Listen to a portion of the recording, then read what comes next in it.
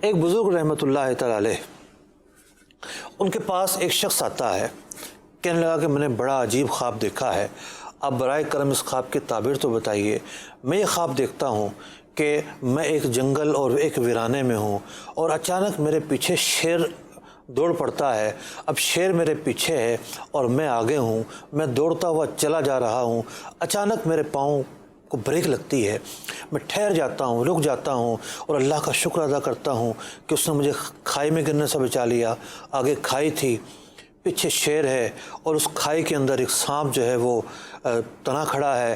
میں نے یہاں وہاں نظر کی تو مجھے ایک درخت نظر آیا، میں اس درخت پر چڑھ جاتا ہوں کہ چلو شیر سے تو حفاظت ہوگی، اور اس درخت پر تو میں چڑھ گیا۔ اب ایک خوف کا غلبہ ہے، ایک عجب کیفیت ہے، یہاں نگاہ ڈالتا ہوں تو شیر ہے، یہاں نگاہ ڈالتا ہوں تو کھائی ہے، سانپ بھی ہے، میری نگاہ نیچے پڑتی ہے تو سفید اور سیاہ چوہے جو ہیں اس درخت کی جڑوں کو کاٹ رہے ہیں۔ دو طرح کے چوہے ہیں، دونوں مل کر کاٹ رہے ہیں۔ میں پریشان کہ جس رفتار سے یہ چوہے اس درخت کو کاٹ رہے ہیں، لا محالہ یہ درخت نیچے گرے گا، اور جب یہ درخت نیچے گرے گا تو پھر مجھے شیر سے اور سانپ سے کوئی نہیں بچا پائے گا۔ میری آنکھ کھل جاتی ہے اسی گھبراہٹ کے اندر۔ آپ بتائیے کہ اس خواب کی کیا تعبیر ہے؟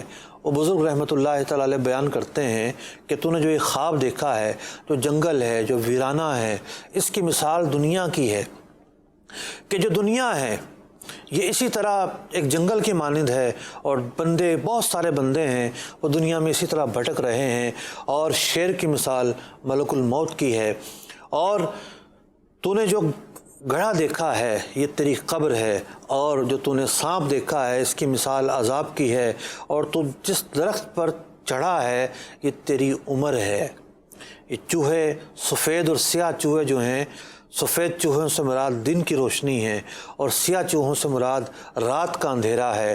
تو دن اور رات جس طرح گزر رہے ہیں، یہ درخت کی عمر کم ہو رہی ہے، چوہے اس کو کاٹے جا رہے ہیں، کاٹے جا رہے ہیں۔ چوہا تو کترتا ہے نا، درخت کو کتر رہا ہے، تو یہ درخت تیری عمر کی مانند تھا، تو یہ درخت ہے، اس میں مسلسل اس کی عمر میں کمی آ رہی ہے، اور تیری زندگی کی طرح ہے یہ۔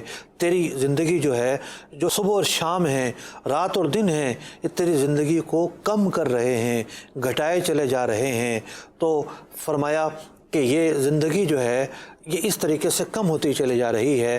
تو خسارہ یہ ہے، اصل خسارہ یہ ہے کہ بندہ اپنے اعمال کی طرف توجہ نہ دے اور دنیا میں کھو کر رہ جائے اور بھول جائے کہ میری زندگی کم ہو رہی ہے۔ اللہ اکبر۔ میں زندگی سے کیسے کامیاب ہو سکتا ہوں، کیسے فلاح پا سکتا ہوں، کیسے بہتری پا سکتا ہوں۔